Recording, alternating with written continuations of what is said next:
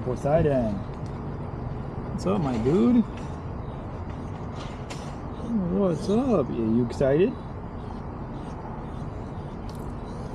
You excited?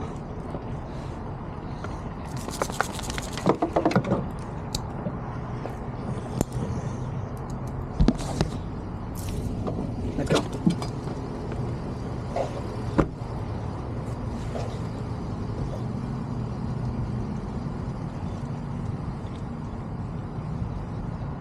So, just taking Poseidon out because I was going to Cabela's anyway. Let's go, buddy.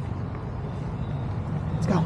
I was taking him out because, you know, we were going here to Cabela's anyway, and I want to pick up another crate because our crew is always expanding, and turns out we need another crate for some of their outings with the dogs.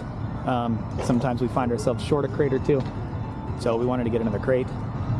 Shorten this up a little bit. There we go.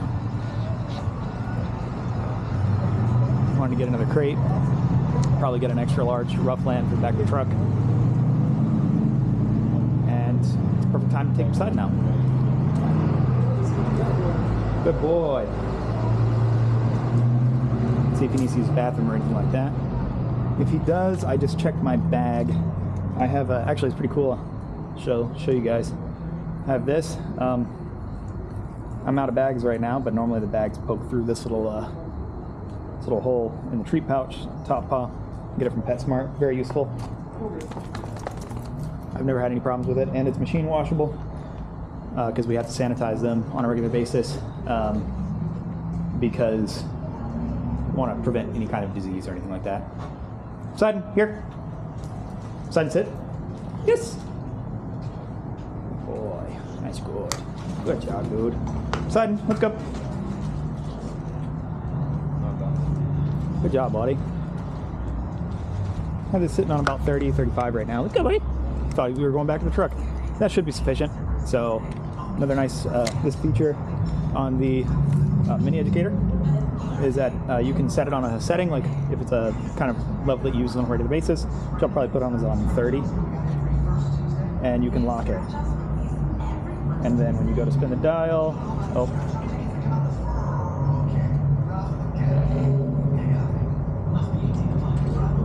now it's locked, so you can't accidentally spin the dial up or down. And one other random thing about these, because I had a question about this once when somebody got a Mini Educator bag from us, is that when you turn the dial, if it's off, so like the screen's off, it still will spin the dial. Poseidon, here. Oh.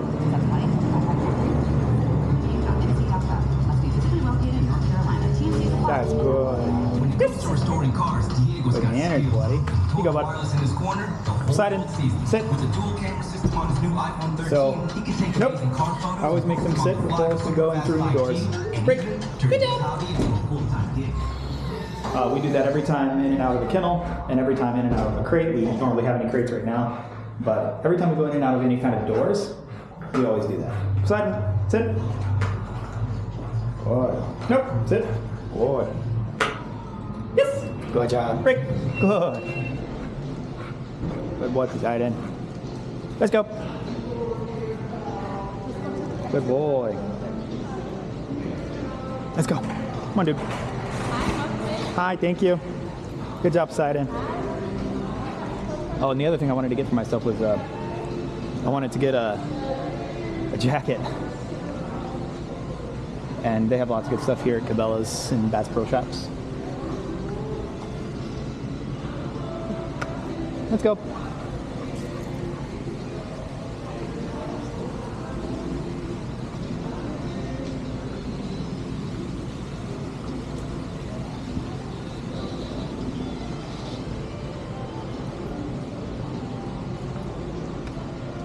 Oh, I like those, Poseidon. They're nice. Oh, I don't know if you guys can see that. I'm sure you can because it's the 360 camera. So it's got a nice price tag on it, $240. Holy cow. Let's try these on. They look super nice though. Just want to make sure I get the right fitting. Especially when I'm going to spend that kind of money. This vest is nice. I'd love to have vests like this. How much are those? $100. Yeah. Real deal. Redhead brand. Never heard of that. This one's cheaper. Come upside.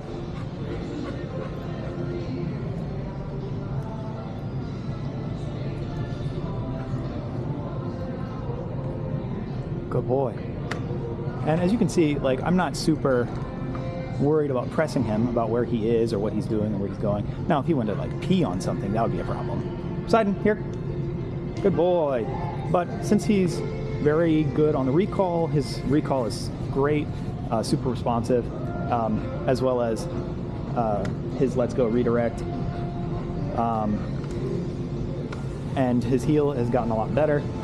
I don't worry too much about what he's doing. I let him wander because that normally actually decreases problems when you're out and about, versus if you kind of put a lot of Poseidon, here, pressure on them.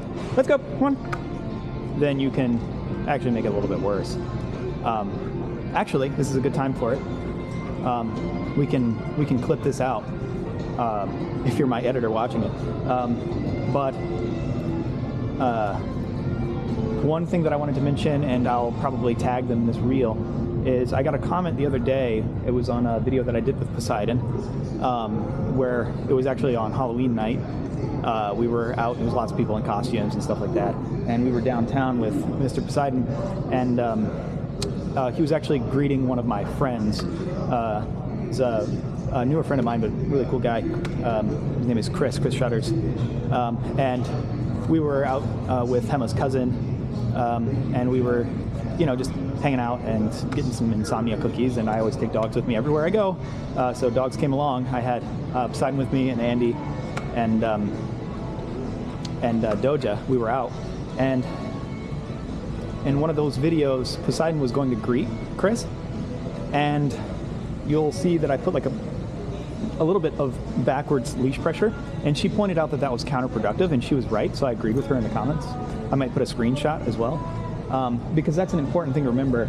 A lot of times I work with dog owners who get really nervous and kind of anticipate problems, and will put a bunch of like passive leash pressure. It's not a correction of any kind, like it's not popping, or no e-collars involved. It's just like this, like just tension on the leash, and the dog's trying to go do something, and they're just kind of hitting the end of the leash and putting tension on it.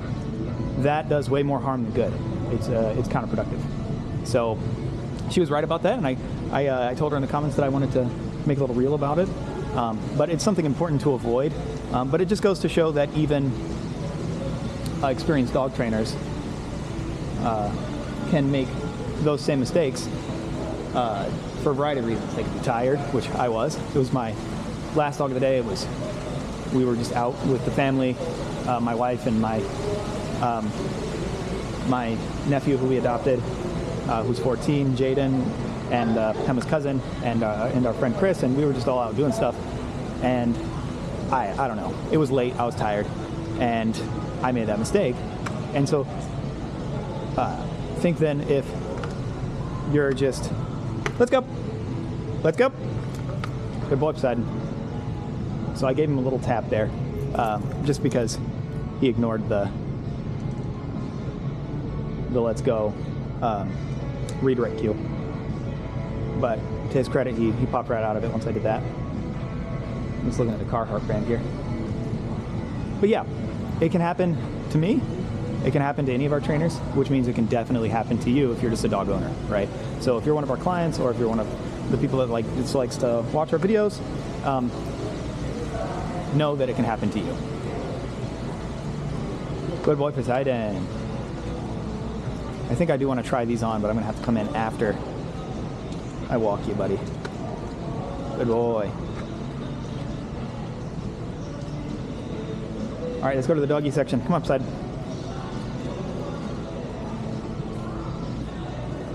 Good boy. Let's go. Poseidon. Heel. Heel. Yes. Good boy. And you see I haven't been, killing him with lots of treats or anything like that. Break. Instead, we use a lot of negative reinforcement in these kinds of contexts. I found that treats kind of bring out the wrong energy in the dog a lot of times. And it's not the kind of energy that I want to bring to like a store setting, so I'm not trying to get him all amped up and make him into a treat hound, and he's just kind of, you know, like, screw you if you don't have the treats. I'm going to do what I want.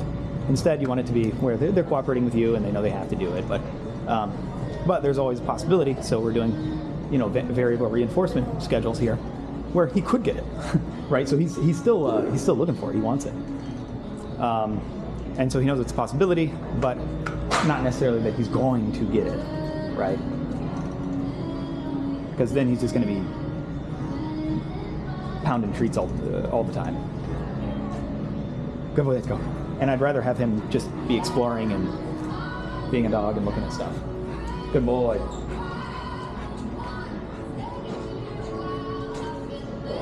Yeah, I wanted one of these Roughland crates. I was hoping they had an extra large in stock.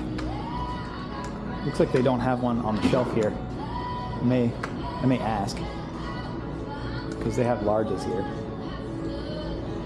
All right, let's go, bud.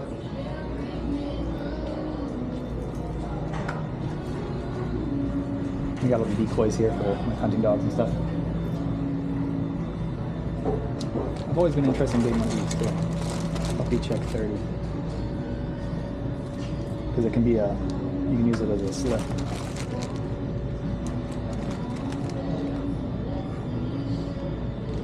It's only $15. I might pick one up.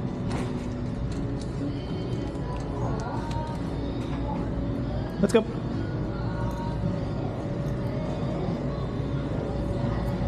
And I got a new camera. That's what I'm recording with right now. I got an Insta360, and I'm trying it out. This is the first time I've really tried it out during the daytime. I tried it out the night that I got it. I'm getting a phone call.